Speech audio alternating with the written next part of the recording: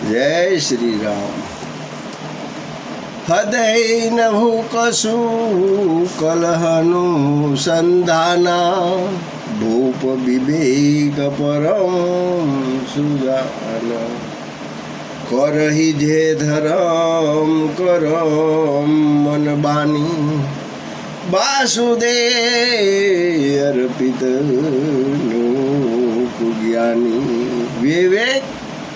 વિવેકી તથા પરમ સુજાન પ્રતાપભાનો યજ્ઞાદિ અનેક ધર્મો કર્મ કરવા છતાં પણ તેઓમાંથી કશી સફળતા ઈચ્છા રાખતા નહીં, અને જે કંઈ કર્મ કરે છે તે પોતે જ્ઞાની હોવાથી બ્રાહ્મણપણું કરી દેતો હતો.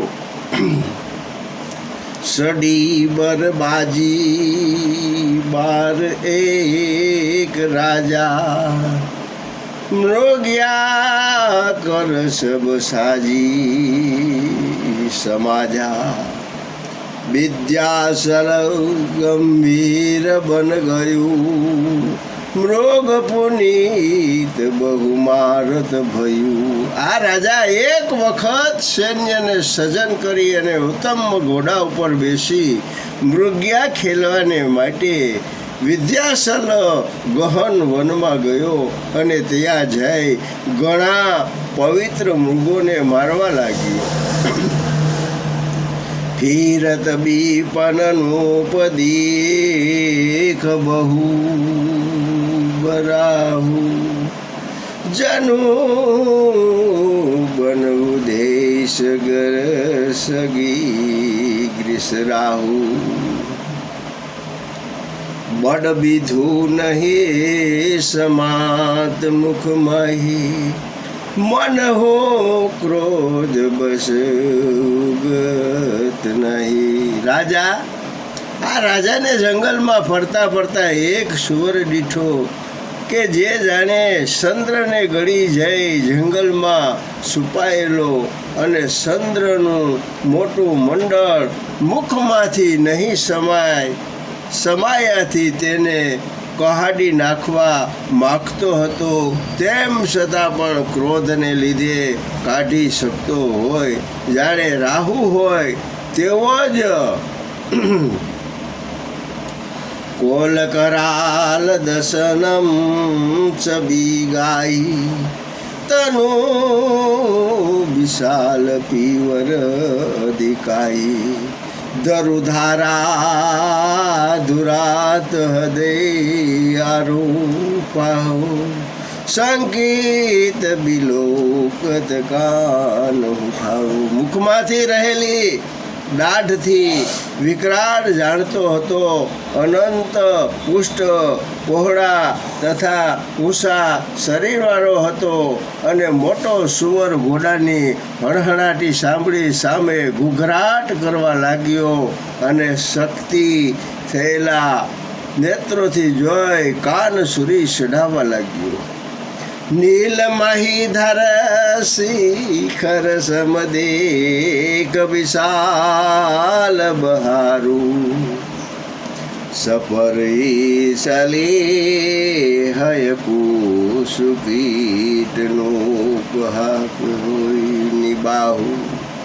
શ્યામ પર્વતના શિખર જેવા એના મોટા સુવરને જોઈને રાજાએ ઘોડાને સહેજ હાંકવાથી નિર્વાહ નહીં થાય એમ ધારી ઘોડાને સાબોક લગાવે અંત વ્યક્તિ તેની સામે દોડ્યો. આવત દેખી અધિક સરવ બાજી, ચલહું બરાહ મરત ગતિ બાજી.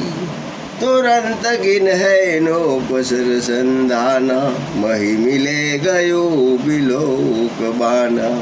મોટી અવાજ કરતા ઘોડાને પોતાના તરફ આવતો જોઈ સુવર પવનના જેવો વેગથી ઘોડાના દોડવા લાગ્યો, અને રાજાએ તુરંત ધનુષ ઉપર બાણ ચડાવ્યો, અને તે બાણ જોઈને સુવર ધરતી ભર થઈ ગયો. તાકી તાકી તીર મહીશ ચલાવા, કરી સાલ સુવર શરીર બસાવા પ્રગટ દૂરત જાય મોગ ભાગા ऋषभ સબો ભૂસલે સંગ લાગા. રાજાએ તાકી બાણ ચલાવવા માંડ્યો, પણ સુવર સળ કરીને પોતાના શરીરને બસાવવા લાગ્યો. તે જ જરા વારમાં દેખાતો અને જરા વારમાં અદસ થઈ જતો હતો. એ જ સુવર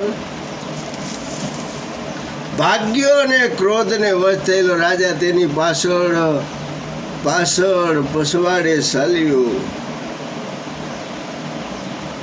ગયો. દૂરી ધુરી ધન ગહન બરાહ જન નાહી ગજબાજી નિબાહો અતિ અકેલ બન વિપુલ કલેશ તદપી મુગત મંગત જહી નરેશુ. સુવર તો દૂર જઈને ગહન વનમાં બેઠો કે જે જગ્યાએ હાથી ઘોડાથી જઈ શકાય તેમ ન હતો. રાજા એકલો હતો અને વન ઘણા સંકટોવાળું હતું, તો પણ રાજાએ એ સુવરને પીછે છોડ્યો નહીં. કોલ બિલોક ભૂપ બડ ભીરા માંગી બેઠ ગીરી ગુહા ગંભીરા અગમ દેખી નો બહતી પિસતાઈ फिर हूँ महाबन भरे भुलाई.